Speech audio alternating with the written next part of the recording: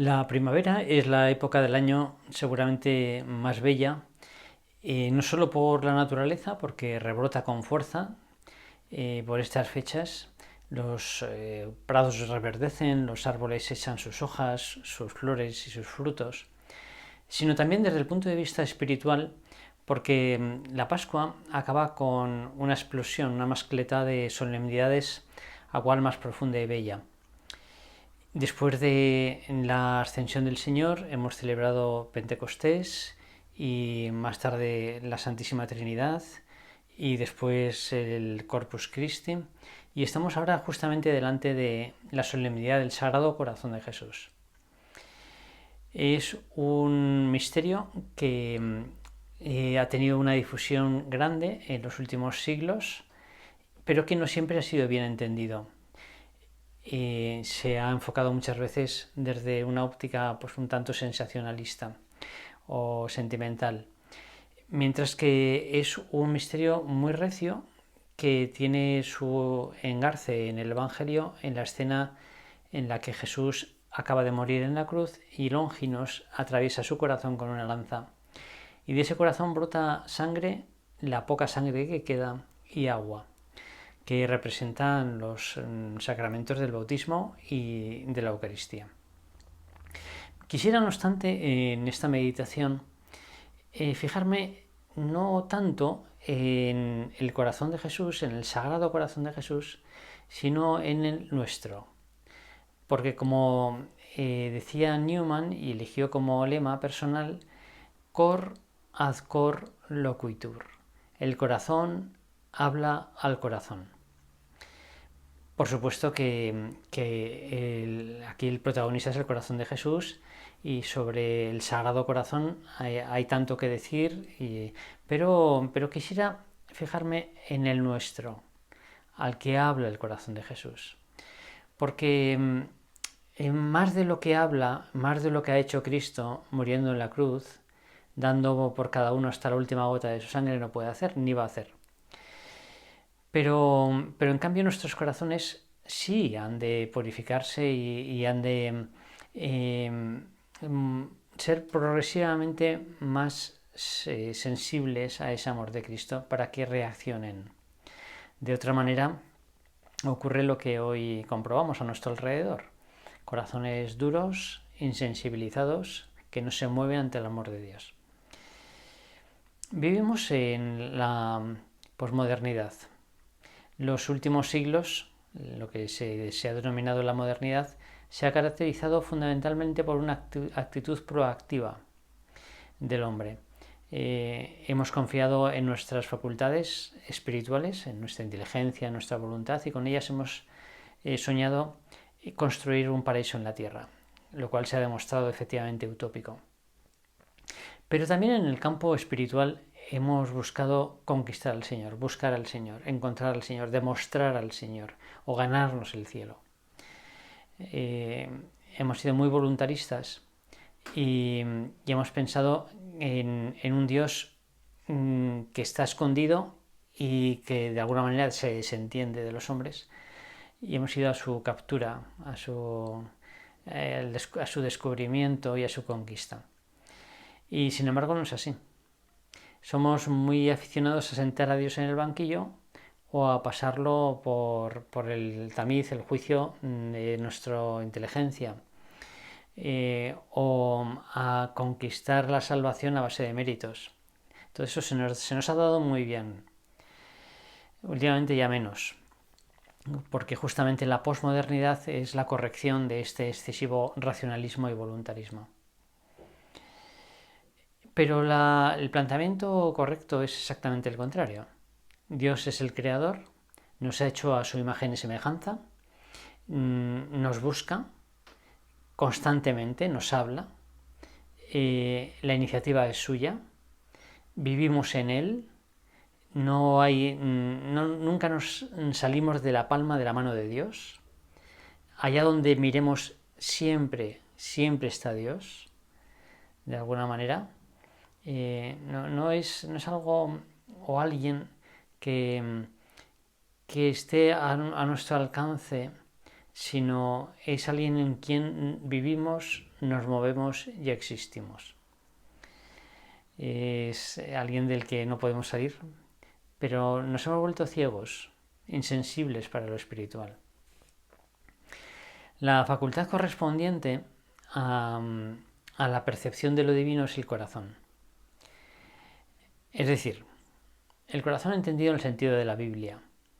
En este momento de crisis de la razón y de la voluntad, en este momento de post-verdad y también de entronación de los deseos, de rechazo, de negación de las virtudes, de los principios morales. En este momento, sin embargo, a pesar de los pesares, sobrevive siempre el corazón. El corazón es, en el sentido de la Biblia, no solo el soporte de los sentimientos psíquicos, no es únicamente de donde brotan pues mi alegría o mi tristeza o mi sensibilidad para las cosas que me afectan de alguna manera, sino que es también y sobre todo el órgano donde radican las reacciones afectivas ante las realidades buenas y malas en sí mismas, es decir, que no me afectan a mí. No en cuanto afectantes. En este sentido, los animales también tienen un corazón, tienen una sensibilidad y tienen una afectividad. Un perro, una mascota. En Burgos, donde yo vivo, tenemos pues, unos 35.000 perros censados, registrados, casi tantos como niños de 15 años para abajo. Evidentemente dan un consuelo, son muy alegres, acompañan. Pero el corazón humano es, cuando hablamos de él, nos estamos refiriendo a otra cosa, a esas reacciones afectivas ante lo que no tiene una repercusión personal. Alguien me ofende y yo lógicamente reacciono. Cada uno lo hará de una manera distinta. Habrá quien se enfade, incluso reaccione con ira y contraataque, y habrá quien se entristezca y se deprima. Pero hay una reacción ante eso. Eso se llaman los sentimientos psíquicos. Ahora, cuando contemplo una persona buena, alguien que, por ejemplo, auxilia a un tercero, o alguien que es honrado, o que trabaja bien, no para mí, sino en sí mismo, siento también una reacción interior de que eso es así y debería ser así, que está bien que sea así.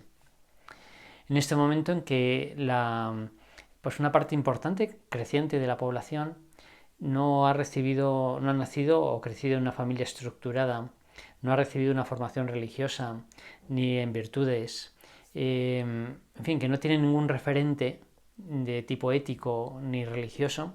Sin embargo, quien se encuentra con una familia unida que se ama, que se entrega, que piensan en los demás y además son generosos en el número de hijos y en compartirlo todo, ese corazón reacciona diciendo: debe ser así, esto está bien que sea así, me gustaría que en mi caso también fuese así. Esta es la sede esto es lo que se denomina el corazón, la sede de este tipo de sentimientos que captan la verdad, la bondad, en definitiva la belleza. La belleza es como una idea encarnada. La belleza es algo que captamos en alguna realidad espiritual que captamos en las cosas materiales. Y esto lo capta, eso lo se hace a través del corazón. Bien, pues el corazón humano necesita aunque es indestructible del todo, la persona, el terrorista más malvado, que para justificar sus acciones se convence de que está en guerra, tiene momentos de debilidad, sobre todo cuando ve escenas de lo que ha hecho. A ese corazón es insobornable hasta el final, siempre tiene un margen de protesta. Pero se le puede maltratar. Es indestructible del todo, pero se le puede maltratar, o al revés, se puede cultivar.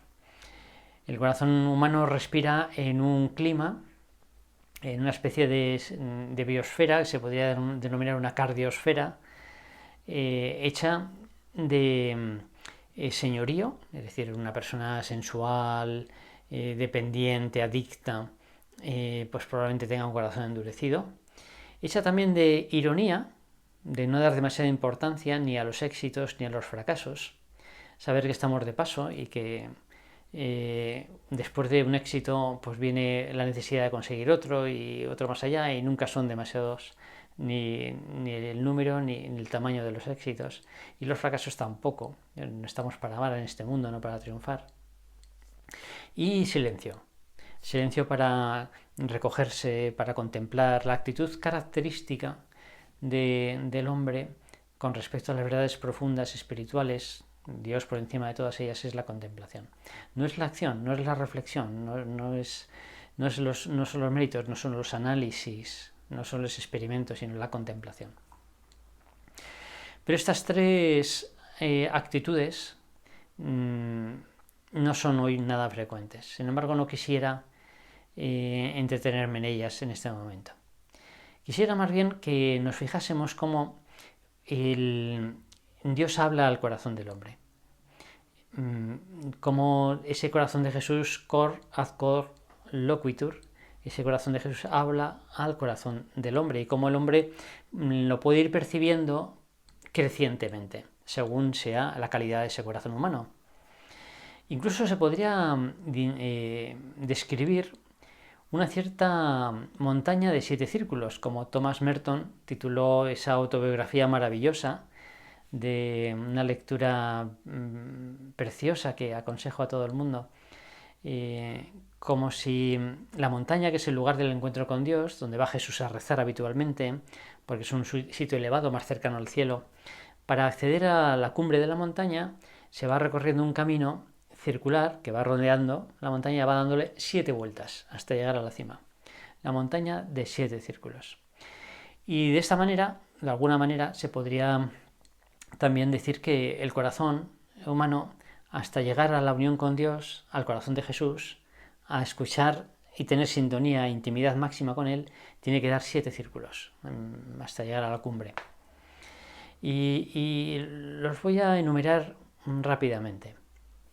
Quizá la experiencia de Dios y de lo trascendente más elemental, el primer círculo, corresponde a las experiencias límite. Todos pasamos en la vida por momentos en los que ya no tenemos el control, que justamente suelen tener que ver con esos límites de la vida, es decir, con experiencias cercanas a la muerte, propias o ajenas, de personas queridas, cuando con un hijo muere o pasa por una enfermedad muy grave, nosotros mismos, o experiencias relacionadas con el nacimiento, con el inicio de la vida, cuando alguien tiene un hijo, por ejemplo. Son experiencias límite, no solamente estas, que nos hacen entender que tiene que haber más, que es verdaderamente violento pensar que todo viene de la nada, que todo es pura casualidad y que todo se termina aquí abajo, que todo el cúmulo de bondad, de inteligencia, de orden, de buenas acciones, de relaciones, desaparece, viene de la nada y vuelve a la nada. Esas experiencias límite nos hacen, a mucha gente le hace entender por primera vez que hay una trascendencia, que tiene que haber un Dios, que tiene que haber un sentido, que lo demás es absurdo, que no es razonable, que el corazón reclama otra cosa y la cabeza reclaman más, reclaman un creador y también alguien que haga justicia, que la injusticia no puede tener la última palabra. Bien, ese sería como el primer círculo, algo que está al alcance de seguramente casi cualquier persona. Un segundo círculo serían otro tipo de experiencias, no límite, sino que se podrían denominar numinosas, que son experiencias de algo espiritual, no dramático, no extremo, sino un pálpito de algo espiritual que emerge de realidades materiales. Por ejemplo, cuando contemplamos una noche estrellada y vemos el universo oscuro, tachonado de estrellas, de puntitos de luz, en ese momento quizá no seamos capaces de racionalizarlo, de conceptualizarlo, pero tenemos una impresión, un pálpito de nuestra pequeñez y de la grandeza del universo y por tanto de la creación. Es como un ponernos en nuestro sitio, un destronarnos de nuestra autosuficiencia. Nos sentimos pequeñitos y sentimos que esa maravilla de dimensiones y de orden pues ha de tener un autor o ha de tener algún tipo de explicación. O, como decía también Kant, hay dos cosas que más me sorprenden, que son el cielo estrellado encima de mí y el orden moral dentro de mí. Cuando escuchamos la voz de la conciencia que nos dice, has hecho bien, nos recompensa o nos reprocha que nos hemos comportado mal. Y no porque hayamos estudiado mucha moral, no, porque sí, de fábrica. ¿Quién ha puesto ese orden moral en el interior de cada persona? No lo hemos buscado y si lo seguimos nos da la razón, somos más felices.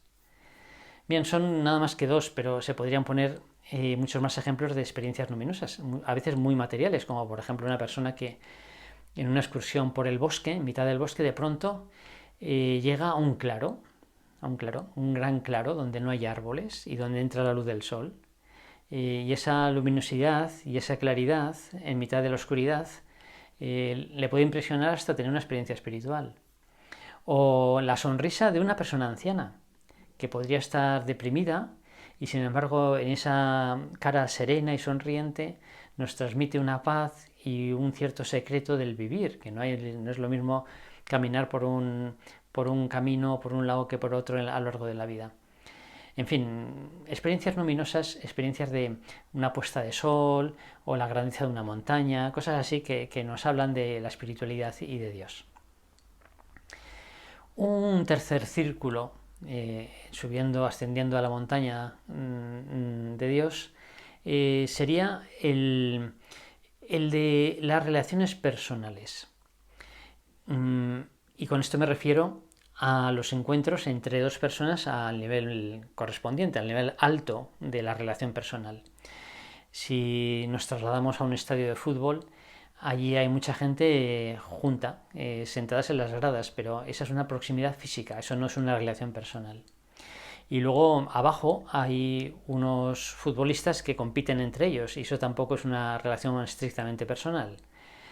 Y luego está la relación de los mismos futbolistas con su entrenador o del entrenador con su presidente y tampoco es una relación estrictamente personal.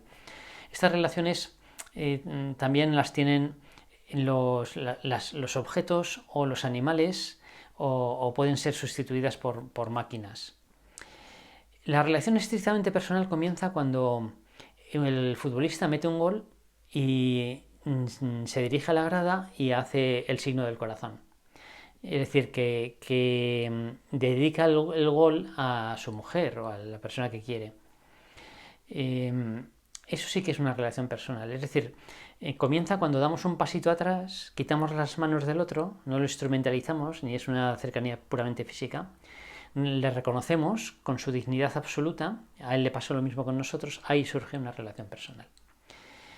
Es una relación de este tipo, es tan planificante, nos libera tanto, nos llena tanto, nos da tanto el sentido de la vida, especialmente en el enamoramiento entre el hombre y la mujer, pero también pasa en el caso de los amigos sinceros, los verdaderos amigos, o en el caso de la caridad, la persona que tenga un corazón que quiera sinceramente a las personas necesitadas.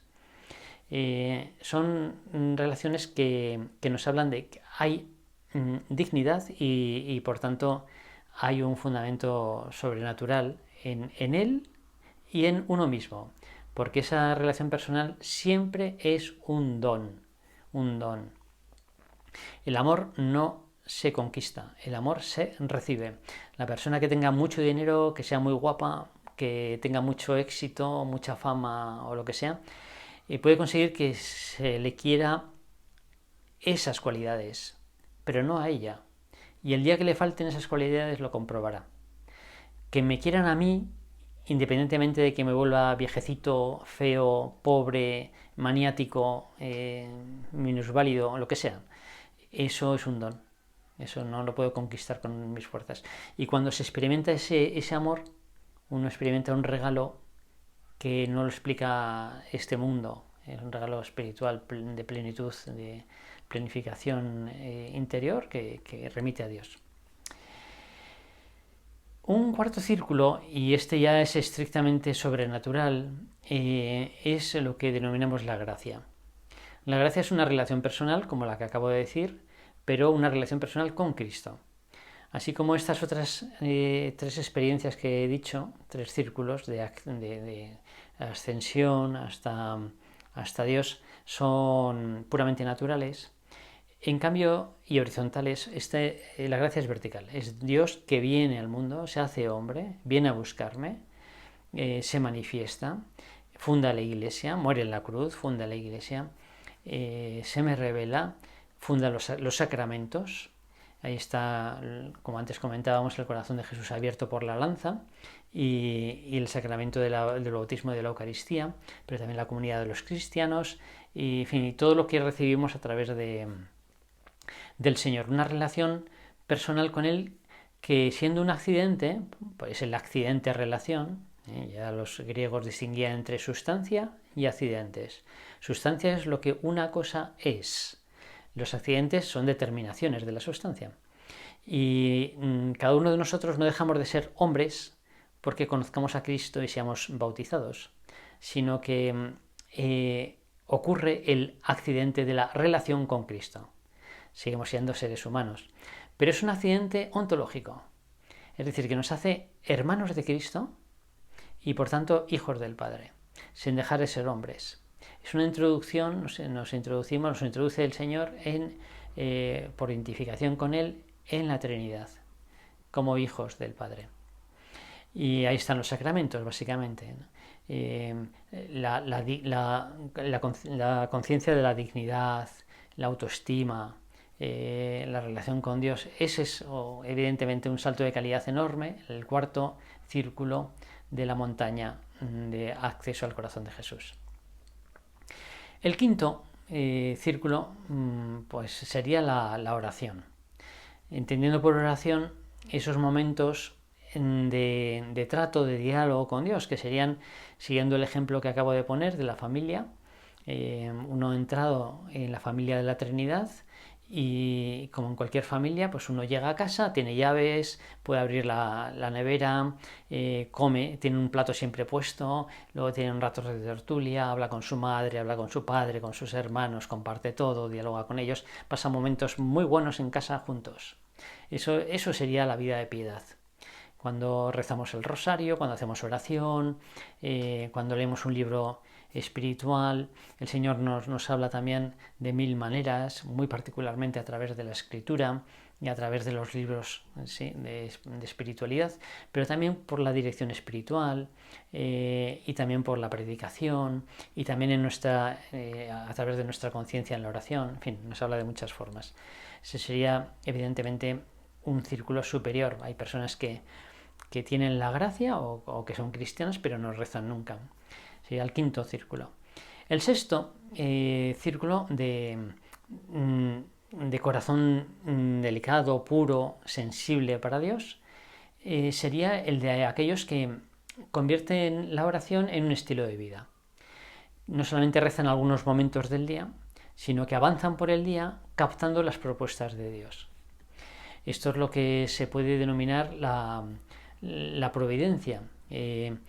La situación de cada momento, como esta por ejemplo, está hecha de un cúmulo de circunstancias que todas juntas son imposibles de calcular, pero si tuviésemos la capacidad de calcularlas todas ellas, podríamos saber qué es lo correcto, qué deberíamos hacer.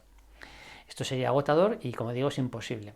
Pero tampoco se necesita, porque entre esas circunstancias hay una mirada, la de Cristo, con una propuesta. Él sí conoce todo y nos conoce a nosotros. Y según lo que sea, pues las obligaciones, la relación con los demás, mi profesión, me hace una propuesta. En esa situación me hace una propuesta.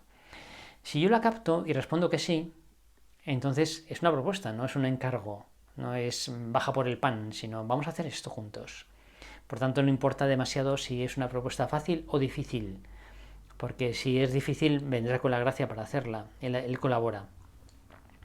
Es lo que una mística alemana llamaba la libertad cooperativa. Lo más grande que vamos a hacer en nuestra vida va a ser responder libremente a las propuestas de Dios. Y haremos entonces cosas que superan nuestras capacidades humanas, porque Dios coopera o nosotros cooperamos con Él. Y como digo, esto se puede convertir en un estilo de vida, que es el estilo de Jesucristo, por otra parte. Ir por el día discerniendo, esa palabra tan importante, esa actitud que hemos de practicar, hasta hacerla pues con natural a nosotros, las propuestas del Señor. Discerniendo constantemente. ¿Qué me está proponiendo el Señor aquí, aquí, aquí? Él no me envía esa tormenta que acaba de descargar cuando yo andaba por la calle. Pero teniendo en cuenta eso, que ha pasado, el Señor hace una propuesta. ¿Cómo quiere que lo llevemos juntos? Así vivía Jesús, en cada momento reconociendo la voluntad del Padre y respondiendo que sí. Y así hemos de procurar vivir nosotros, discernir lo que Jesucristo nos propone y respondiendo que sí, caminando con Jesús. Esto evidentemente es un nivel muy alto ya de unión con el corazón de Jesús. Hay una cor ad cor loquitur, hay una conexión enorme entre el corazón de Cristo y nuestro corazón. Pero hay todavía un círculo más, un círculo superior a este, el séptimo círculo, la cumbre de la montaña. Y es que hay personas que, a pesar de esa conexión vital, existencial, constante con Cristo, y poniendo en sus manos todo lo que Cristo les sugiere, de tiempo, de actividad, de cualidades, de bienes materiales, poniéndolo todo al servicio de la evangelización, de los demás. Sin embargo, hay corazones que experimentan el deseo de más, no de más bienes, no de más tiempo, no de más servicio, sino de darse completamente, de dar a Dios, de entregar a Dios el deseo, el anhelo de darle todos sus pensamientos, todos sus sentimientos, toda su vida, toda su actividad, todo, darse. Esto es lo que ocurrió en aquella escena del Evangelio en que los hombres echaban una limosna en la hucha del templo y apareció aquella viejecita que echó las 2 únicas monedas que tenía. Muy poco valor, pero era todo. No importaba que fuese poco, porque era todo. Todo significa su persona, lo que tenía para vivir, es decir, ella, se entregó ella. Por eso Jesús da un salto, un brinco, llama a sus apóstoles y les dice, esta ha echado mucho más que el resto. Esta es de mi familia, porque Dios es manirroto. Cuando contemplamos ahora en primavera las semillas cayendo de los árboles o una noche estrellada el universo, nos damos cuenta de cómo Dios es desmesurado, hace las cosas sin medida, porque no tiene el peligro de quedarse sin nada. Y este deseo de darle al Señor todo nuestro corazón, todos nuestros pensamientos, es lo que se denomina técnicamente vocación. Vocación. Una vocación a la entrega total. A darle a Dios toda la vida. Y es algo muy distinto del círculo anterior, del sexto círculo, que es cooperación. Es una diferencia semejante a la que pasa a la que hay entre la limosna que podemos dar a un mendigo o casarnos con ese mendigo y ponerle en el centro de nuestra vida. Son dos cosas sustancialmente distintas. Le podemos dar a Dios muchas cosas, pero algo sustancialmente distinto es ponerle en el centro de la propia existencia. Y esto no es algo que se pueda hacer voluntaristamente, sino que es algo que hay corazones que anhelan, que desean aquello, porque el Señor se lo está proponiendo. Vivimos en un momento de escasez de vocaciones en la Iglesia. Faltan vocaciones sacerdotales, pero también de todo tipo. Faltan vocaciones a una entrega total, también en la obra. Hacen falta muchas más vocaciones. Pero no es verdad que esas vocaciones no lleguen porque Dios no las esté llamando. La Iglesia, como la obra, como tantas realidades dentro de la Iglesia, son de Dios. Han sido inspiradas por Dios. Dios las quiere y las sacará adelante. Pero Dios no puede hacer más de lo que ya está haciendo. Más de morir en la cruz, más de esa lanza de Longinos atravesándole el corazón y amándonos hasta la última gota de su sangre, no puede hacer y no quiere hacer. El siguiente paso sería quitarnos la libertad. Lo que falta no es tanto llamadas del Señor, faltan sensibilidades y respuestas.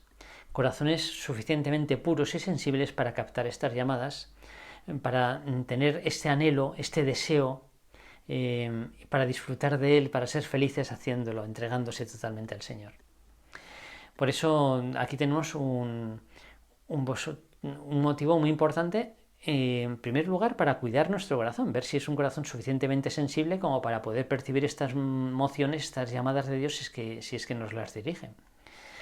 Que no es algo tampoco ordinario, no es que le pasa a todo el mundo, pero sí que es seguro que muchos están recibiendo esa llamada del Señor y no se dan cuenta, porque tienen un corazón endurecido, es decir, un corazón que está seguramente apegado a las cosas materiales, que busca el éxito por encima de todo, que vive zambullido en el ruido, esas condiciones de la cardiosfera que decía antes, ¿no?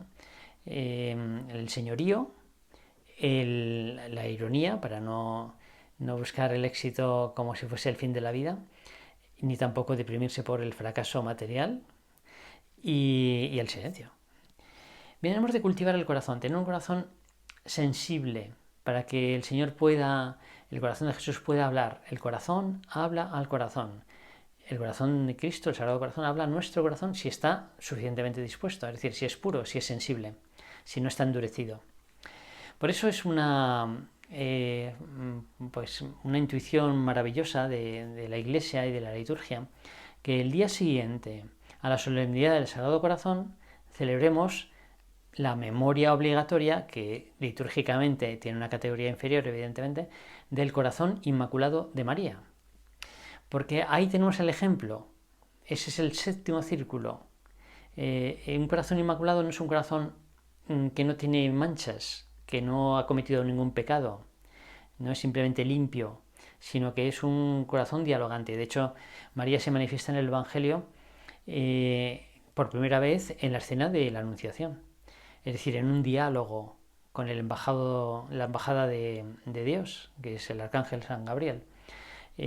Un corazón es inmaculado o es puro, en nuestro caso no somos inmaculados, María huele a limpio, nosotros olemos a jabón, María su corazón no se manchó nunca, el nuestro sí, pero hemos de procurar limpiarlo y mantenerlo sensible para percibir las propuestas del Señor y caminar con Él, porque esta es la clave, el secreto de la felicidad y de la fecundidad.